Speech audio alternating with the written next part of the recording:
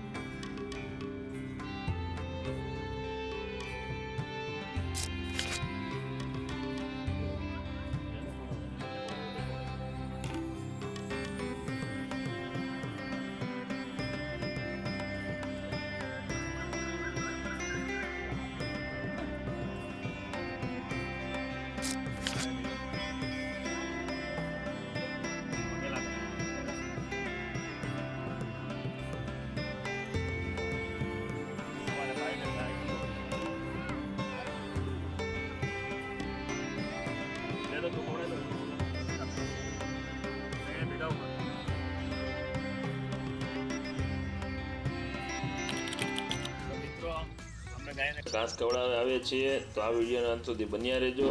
તમારા છોકરાને પણ લઈને આવો તો એને પણ ખબર પડે કે આપણા કલ્ચર વિશે। હું માનું છું કે પ્રકૃતિની સાથે જોડાવી શ્રેષ્ઠ સેવા છે। પશુ પક્ષીઓને ભોજન આપીને તેમને આનંદ આપવું એ પણ આ ભગવાનની પૂજા બરાબર છે।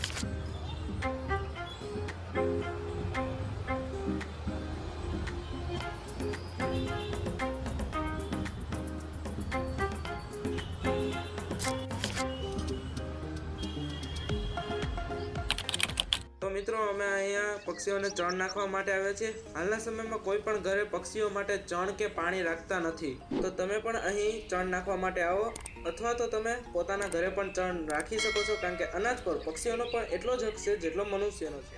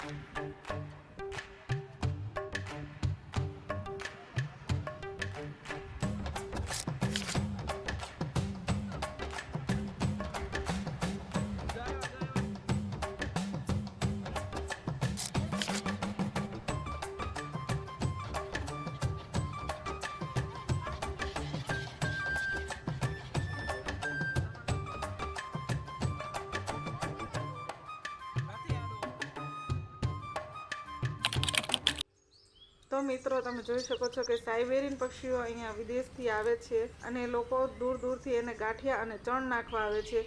જો તમને ખબર હોય કે આ જગ્યા કઈ છે જ્યાં સાઇબેરિયન પક્ષીઓ આવે છે તો તમે કમેન્ટમાં જરૂર લખજો. જો મિત્રો તમને આ વિડીયો ગમ્યો હોય તો આ વિડીયોને લાઈક કરજો, તમારા મિત્રોને શેર કરજો અને નવા હોય તો સબસ્ક્રાઈબ કરજો અને બેલ આઇકન દબાવવાનું ભૂલતા નહીં.